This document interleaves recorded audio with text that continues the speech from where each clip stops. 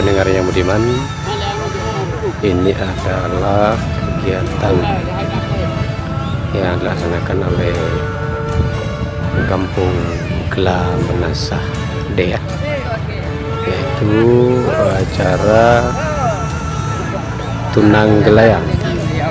Dalam bahasa Aceh adalah Tunang Gelayang. Ini merupakan suatu tradisi atau budaya dari masyarakat Kabupaten Aceh Besar dalam rangka menggalakkan kebersamaan untuk menciptakan suatu tujuan. Jadi ini adalah salah satu tradisi kita yang patut kita pertahankan, terutama di Kabupaten Aceh Besar.